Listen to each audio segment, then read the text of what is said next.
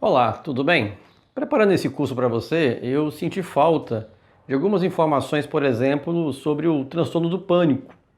É muito comum as pessoas chegarem no consultório, principalmente pessoas que já têm, um perfil de maior ansiedade, se queixando de crise de pânico. E aí a pergunta que as pessoas geralmente fazem é: o que eu faço nessa hora? O que eu faço no momento do pânico? É muito ruim? É muito desagradável?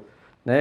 É muito comum a pessoa, quando tem a primeira crise de pânico, já associar com um ataque do coração, aí vai no cardiologista e geralmente faz ali vários exames e o médico conclui que a pessoa não tem nada. Mas como é que não tem nada com aquela situação tão ruim, tão desconfortável? Não tem nada do ponto de vista cardiológico, mas a pessoa sim está tendo algo muito sério, algo muito desagradável, que é uma crise de pânico. A crise de pânico é séria em função do sofrimento que ela causa, mas não em termos, né, de saúde, como no geral, ela não causa, né, nenhum problema maior, a não ser aquele desconforto do momento. O que é o transtorno do pânico? Como é que é o relato mais comum de quem chega no meu consultório depois de uma crise de pânico? Geralmente vai falar, ó, estava num ambiente e sem motivo algum comecei a suar excessivamente, né? Comecei a achar que as pessoas estavam me observando, pensei que devia estar muito mal e aí eu percebi que meu coração disparou, né? E a minha respiração foi ficando cada vez mais rápida, né? Mais ofegante e eu pensei que ia morrer, eu pensei que ia ter ali um ataque do coração e aquilo ia só aumentando quando passou, mas deixou uma sensação muito desagradável, né? Então esse é o relato mais comum que eu tenho ouvido, né, de pessoas que sofrem. Bom, e aí quando a pessoa me conta essa história, eu pergunto, né, o que ela sentiu, tenta me relatar, né, com o mínimo de detalhes, o que aconteceu, né, e os sintomas mais comuns, né, de um transtorno do pânico que eu ouço, né, como já mencionei, a taquicardia, né, o suor, tremores finos nas mãos, né, dor ou desconforto no peito, às vezes náusea, e aí vem, né, a partir dessas reações do organismo, vem a interpretação. O que a pessoa pensa sobre o que está acontecendo? Geralmente ela tem medo de enlouquecer, de perder o controle, né, tem medo de desmaiar. E aí, o que acontece? Né? O que gera, né, o transtorno do pânico? A verdade é que não tem assim uma explicação, né, uma explicação assim científica, definitiva. Tem algumas teorias, né? Uma delas tem a ver com os primórdios da humanidade, quando o homem primitivo, né, quando ele saía para caçar, por exemplo, quais eram os seus dois maiores medos, né? De encontrar um inimigo, alguém de outra tribo que gostaria de dominar a sua tribo, ou um animal feroz. Nas duas situações ele só tinha também, né, duas opções: luta ou fuga. Então, ele ia lutar com esse opositor, ia lutar com o animal, enfrentar o animal, ou iria fugir. Para isso, o organismo preparava, né, introduzindo adrenalina no sangue. Isso gera, né, uma maior frequência cardíaca, uma melhor oxigenação do cérebro, pupila dilata, a pessoa tem uma visão, né, maior, o suor, né, a sudorese, porque numa situação de luta a pessoa fica escorregadia, isso vai ser uma vantagem para ela vai ter mais energia se precisar de correr, precisar de subir numa árvore. Talvez, não sei se você já viveu ou já ouviu a história de alguém contar, ó, eu estava num campo, vi um boi bravo e eu pulei uma cerca, eu subi uma árvore que eu não sei como, né, em situações normais eu não faria tão rápido, não faria, né, com tanta eficiência, mas diante de uma situação de perigo, a pessoa teve ali, o seu organismo a preparou, né, encheu ali o seu sangue de adrenalina, ela teve uma força que geralmente ela não tem. O que acontece, né? Na sociedade moderna, essa situação de luta ou fuga acontece cada vez menos. A maior parte dos problemas que enfrentamos e os perigos que enfrentamos não envolve a necessidade de você lutar ou fugir. Pode pedir proteção, você pode negociar, conversar. Então a forma de agir hoje é diferente. Só que aí que está a grande questão. Por que isso acontece? Ninguém sabe. Nós sabemos que do nada, naturalmente ligado, né, a situações, a pessoas ansiosas, do nada, isso aí o organismo vai disparar.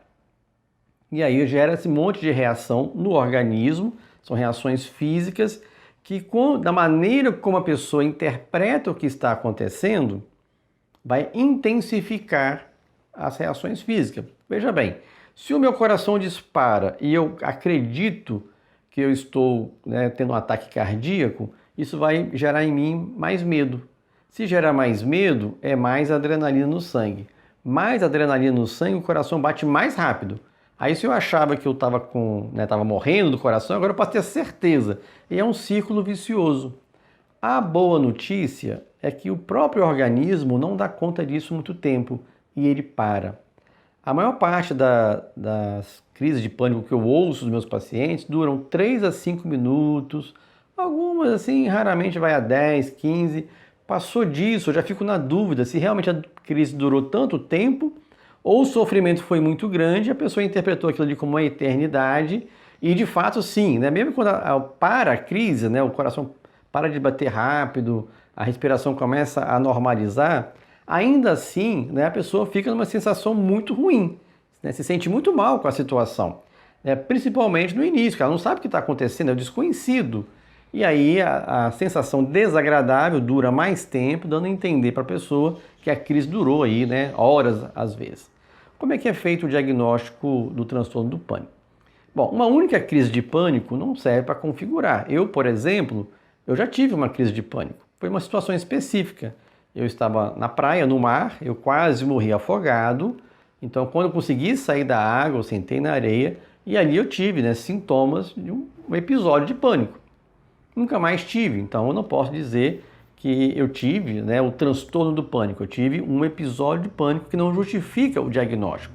Agora, se a pessoa começa a ter, né, as crises repetidamente, uma vez, 2 por semana, 3 vezes por semana, tá? Passaram uns 15 dias, continuam as crises, passaram um mês, continuam as crises, aí já é possível você fazer o diagnóstico do transtorno do pânico.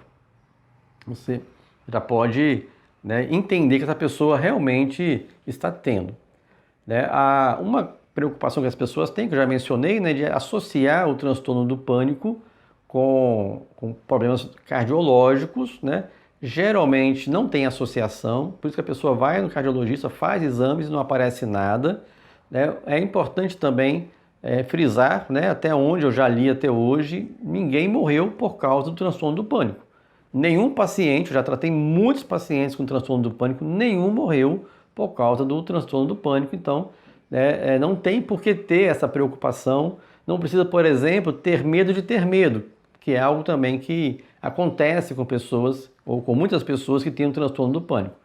Ela teve uma primeira crise, por exemplo, no banco. Aí a pessoa começa a ter medo de ir ao banco, porque se chegar no banco pode ter medo e desencadear uma crise de pânico.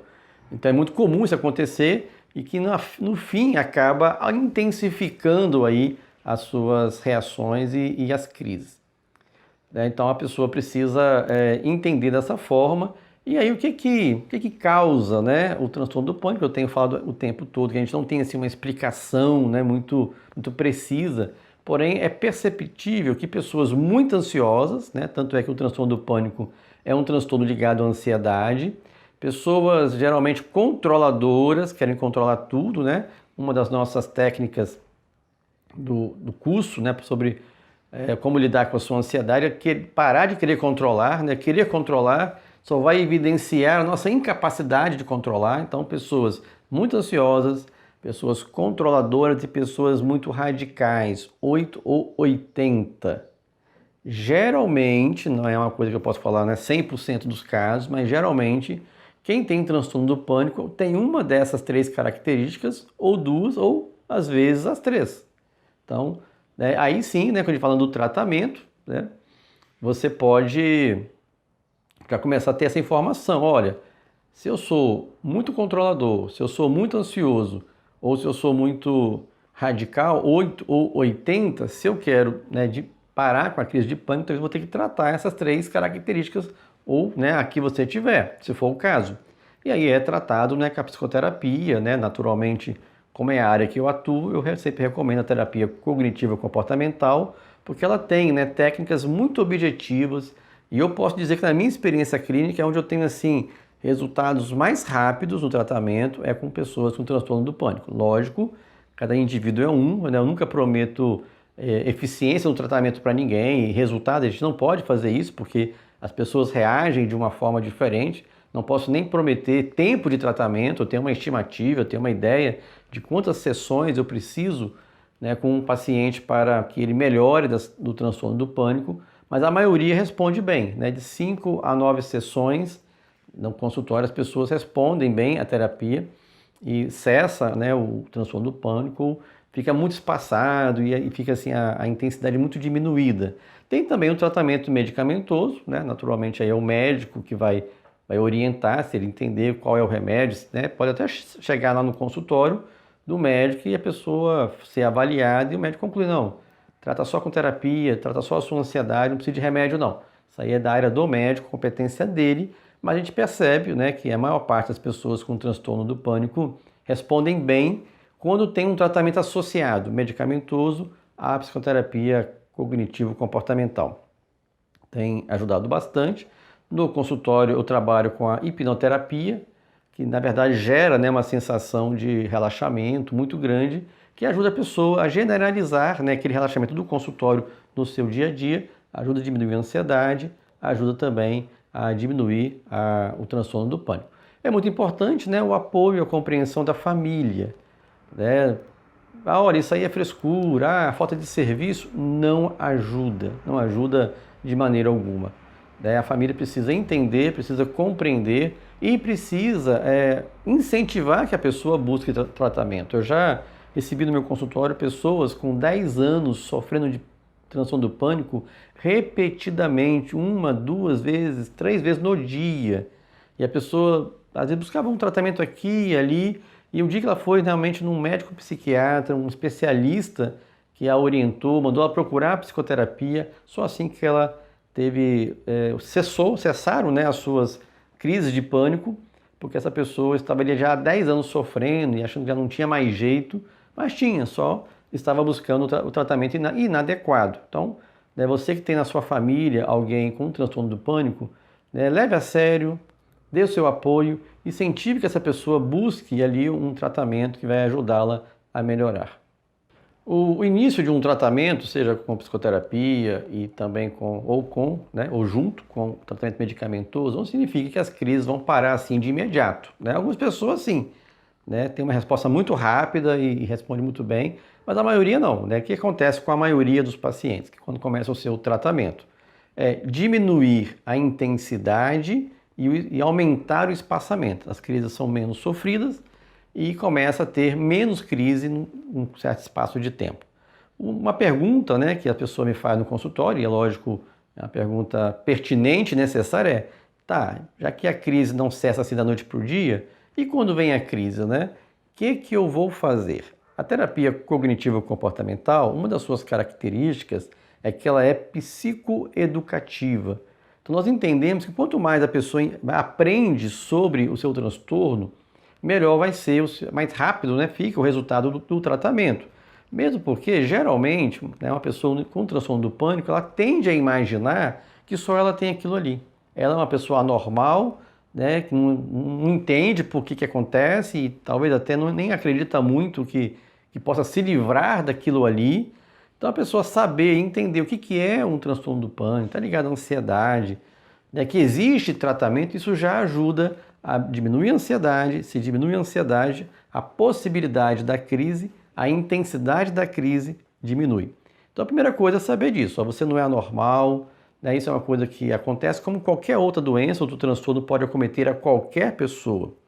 E aí você precisa, na hora da crise em si, se lembrar que aquilo ali não vai te matar, você não vai morrer, né? Não vai perder o controle, não vai desmaiar. Aquilo ali é apenas, né, uma crise de pânico, resultado de uma ansiedade.